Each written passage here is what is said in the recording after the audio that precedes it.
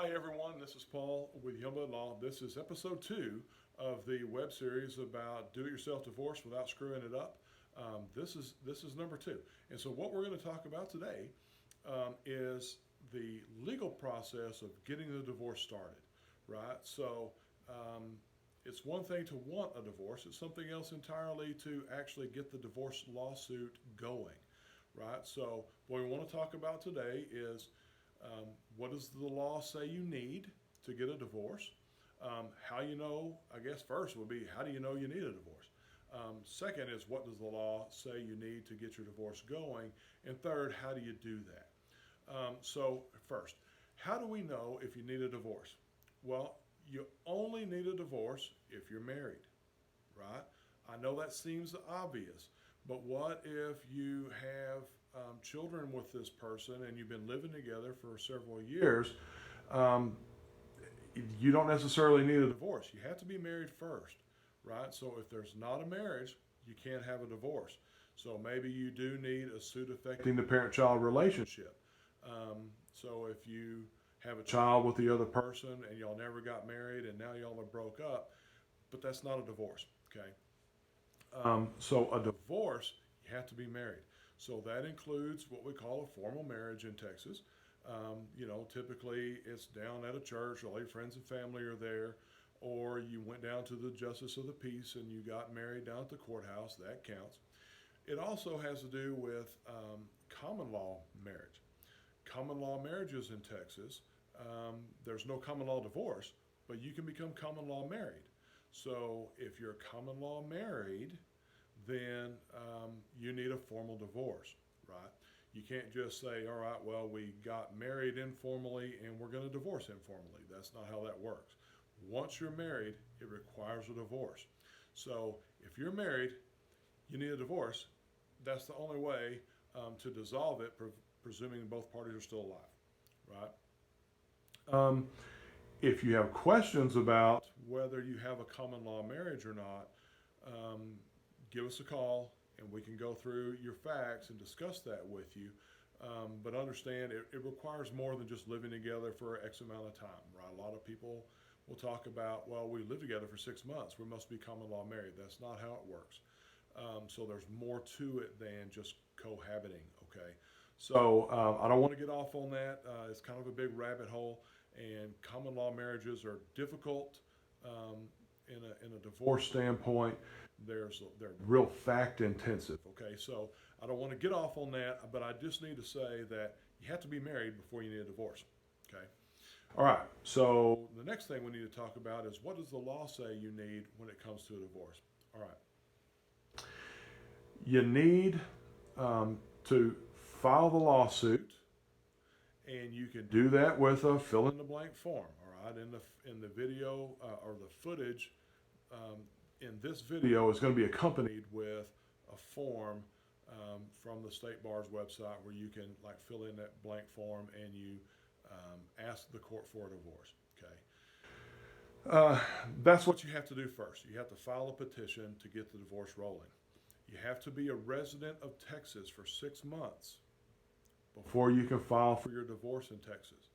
You have to be a resident of the county you live in for 90 days before you can file in this county. So if you and your spouse have been living in Dallas and you moved to Tarrant County, 3 weeks ago, and when y'all separated and you want to file for a divorce, Tarrant County is not the proper county. Dallas County might be the proper county if that's where he's still living, or that's where y'all were living, before for your 90 days. Okay, so you have to get it filed in the right place. So Texas for 6 months, and the county you're living in for 90 days. Okay.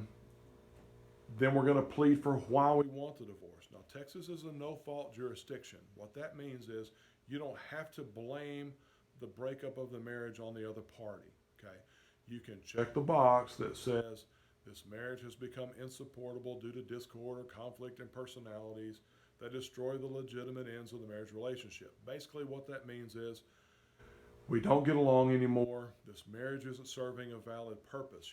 As a married couple, he's supposed to make my life better and she's supposed to make my life better, or, you know, this, whatever. The spouses should be better off. If you're living in misery together, that defeats the whole point of the marriage, right? That's what the insupportability reason means. It means it's no longer working out here. We don't get along anymore, and I'm not happier being married than I would be if I was single. All right. So that's the easiest way. Now, what if your spouse has been abusive? What if your spouse cheated on you? What if your spouse, gave you an STD? What if your spouse spent a bunch of money on a new boyfriend or new girlfriend or something like that, right? So you can claim different causes for the breakup of the marriage. Doing so may or may not have much benefit for you. So most people will click on they will check the box that says is the marriage is insupportable, and they'll just move on. That's all it really takes. Keep in mind that divorces are public record. So years from now, your kids may grow up and want to know what really happened between mom and dad, and they go look at your divorce papers, and one of the spouses has claimed that the other committed adultery. You know, how's that going to affect the kids? How's that going to make them feel? Or one of the spouses, abused the other or something like that, right? So it doesn't always make sense to claim an additional cause for the breakup of the marriage, because you can get married just because you want to. I mean, that is, you can get married because divorced because you want to. Sorry about that. Now, on the other hand, if your spouse spent a significant amount of money on a lover or lovers, it may be useful to file and claim adultery, and I'm going to tell you why. Or if your spouse squandered a bunch of money at the casino or something, right? It may be a reason to claim waste on the community, right? And that reason is you can ask for a disproportionate share of the marriage relationship, right? A disproportionate share of the assets. And what that means is, if we typically think, we're going to kind of split things kind of 50-50, but I'm asking for 60% because my spouse, screwed me out of some additional money that I could have had if he hadn't spent all that extra money, right? So that's an idea. If you want a disproportionate share of the marital estate because of the facts of your divorce, this is why you might go ahead and claim adultery. You might go ahead and claim waste on the community. You might go ahead and claim that your spouse spent a bunch of extra money. There's different things, okay? There's different reasons why you might do that. But if you don't really have many assets, you don't really have much, and your spouse doesn't have much either, then getting a 60% share of nothing doesn't really help you much, right? So, but it could complicate the divorce process. Okay, so you have to be in Texas for 6 months. You got to be in your county for 90 days, and you have to have a reason for a divorce. And that reason is very likely the easiest way is to just select the box that says this marriage is insupportable. Okay, if you choose to select any other boxes, just understand that when it's time to finish your decree, you may have to prove that. You may have to prove those allegations in court in front of the judge before the judge is satisfied with your result. Okay. So then I guess the next thing we need to talk about is how you actually get it filed. You're going to take your form and you're going to go down to the district clerk in Tarrant County. They have a desk in the family law building, and you walk in and you give your papers to the file desk. And that person there will take your documents and they will charge you a fee. Now that fee is what the county charges for a divorce, right? It's $350 or so for a divorce with children, and it's cheaper than that if it's a divorce with no children. If you're truly broke, you can fill out a form, an affidavit of indigency, and basically you're trying to tell the judge, I shouldn't have to pay, or you're telling the clerk, I shouldn't have to pay my filing fee because I'm broke as a joke. I'm for real. I don't have the money. And if you're truly broke, then the court or the clerk will waive your filing fee. Okay. They don't always do that, and sometimes the clerk will resist waiving your filing fee. But if you're truly broke, it doesn't hurt to fill out that form and see if you can get those fees waived. But if you don't qualify for the indigency, then you're going to just pay the clerk your filing fee, and that's what gets your documents accepted by the clerk so that you can start this divorce process. All right. Now, once that gets done, one of the questions that the clerk is going to ask you there is, do you want to have your spouse served? Okay. Your spouse has a right. You and I, we have right to be served if we're being sued in a court of law. That means that we have a right to have someone come up and officially give us the actual divorce papers. Now, most people don't want to be served. We try to, avoid being served sometimes. But being served is actually a right that you have. So if you want to divorce your spouse has to get service. And that means legal notice. You can't just put it in the mail. You can't just send it on Facebook. You can't just email it. You have to physically give them those papers. And there are three main ways to do that. First is you personally give them the papers. And in order for you to give them the papers, they're going to have to sign what's known as a waiver of service, where they're waiving their right to be officially served by a licensed process server. They're going to sign a waiver, and they're going to have that notarized, and then you're going to bring that back to the clerk and file it. Okay? So that is option one. Option two is you can have a constable do it. So a constable or a sheriff's deputy. So you will pay a fee at the clerk's office, and then a constable will take your documents out and try to get your spouse served. So they'll try 2 or 3 times, and they'll try to get your spouse served where they live or at their job or something like that. Okay. I think that's about $83 to $85 to get that done. The third option, which is the one that we use the most here at Youngblood Law, is we use a private process server who will take your documents and go out and give it to your spouse. Now, the reason we use a private process server instead of a constable is because the constable has other work to do. And the constable is going to get money. They're going to get their paycheck every month, whether or not your spouse gets served, right? Because they've got lots of stuff to do, and they're on a salary. They get paid by the county. On the other hand, you have private process servers who do this work for a living. If they don't get people served, they don't get paid. And if they don't get people served, they will get a bad reputation as someone who, as an ineffective company. And so they take this work very seriously, and they're very good at getting people served. Okay?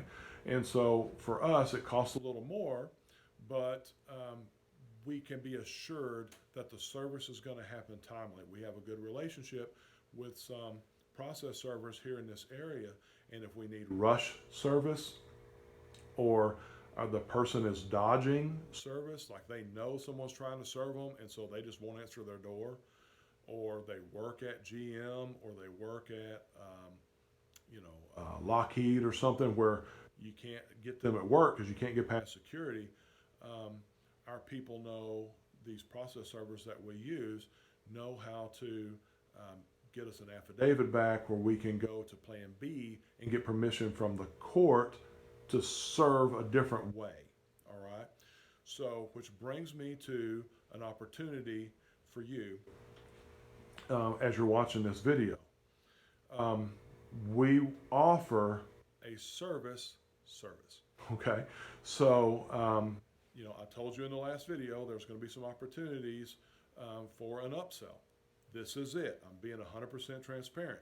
You can absolutely, if you know where your spouse is and you all are on good terms and you're not in danger of getting assaulted or anything, you can absolutely take your documents, your divorce papers to your spouse, give those to him or her, have your spouse sign the waiver and get it notarized, and then take that waiver back to the clerk. You can absolutely do that, and all that is free other than your time. You can also just go ahead and hire the constable. You can absolutely do that. The constable is going to make 2 or 3 tries. A lot of times they will get the person served. It's not that hard.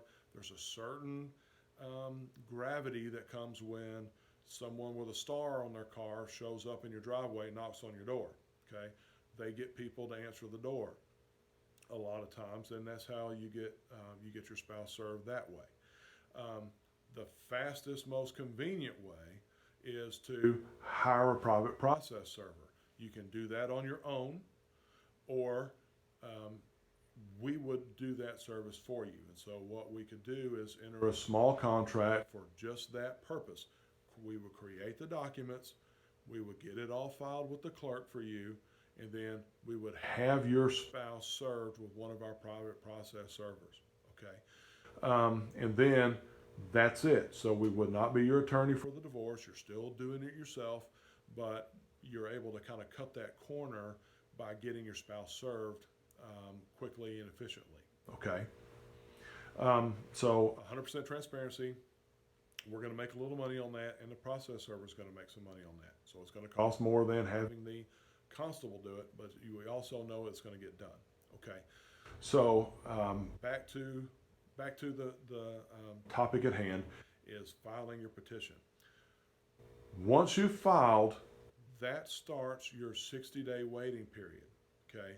The Texas Family Code requires that we wait 60 days after the date of filing. So it's technically 61 days from the day you filed, or 60 days starting the following day.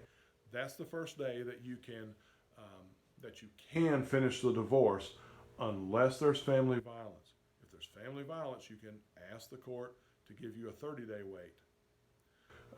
But generally speaking, it's a 60-day waiting period to get your divorce finished. Now, that all begins the day that you file it with the clerk. But your spouse still has to get served. So you can't wait your 60 days and then go give them this paper, right? Your spouse has 20 days from the Monday following the date of service to answer, okay? So what that means is you file today, your spouse gets served next Wednesday. Your spouse's clock to answer the divorce starts 20 days, or it ends 20 days from the next Monday after he got served. So he gets served on a Wednesday. We start counting the following Monday, and we count out 20 days. You get on the calendar, you can just count out your 20 days. That's the deadline for your spouse to have filed an answer, right? So best policy is when you file your divorce, go ahead and get them served. That way their answer period runs while your 60-day time, your waiting period, is running. Because the last thing on earth you want is to finally get up to a court with your divorce decree and you want to go and get it entered, and your spouse hasn't had their answer period that they're entitled to by law, and the judge sends you packing. Okay, so definitely you would want to go ahead and get your spouse served. Generally speaking, we do it as fast as we can. There's no real reason for delay, except in maybe the most complicated, like, or maybe abusive relationships or something like that. But for most people who are going to be doing a do-it-yourself, a DIY divorce, we would recommend go ahead and get your spouse served. Get on that right away. You file your petition. That starts your 60 days ticking. You get your spouse served, and that starts their answer period ticking, and then that will expire before your 60 days is up. Okay, so that is basically what you need to know as far as filing your divorce petition. Okay, Next video, I'm going to talk about what goes in the divorce petition. Okay, so I want to share some information with you to make sure that you fill out the form correctly. But before we even get to filling it out, I want you to understand the process. So you get the form, you fill it out, you file it with the clerk, you pay your filing fee, or you sign your affidavit saying that you can't afford the filing fee. And then you get your spouse served. Okay, that's it, presuming that you do it in the right county. Okay, so I hope that answers your questions about what the process of starting the lawsuit takes. Okay, so episode 3 is going to be what you need to ask for in your petition. We look forward to seeing you there. Talk to you soon. Thanks. Bye.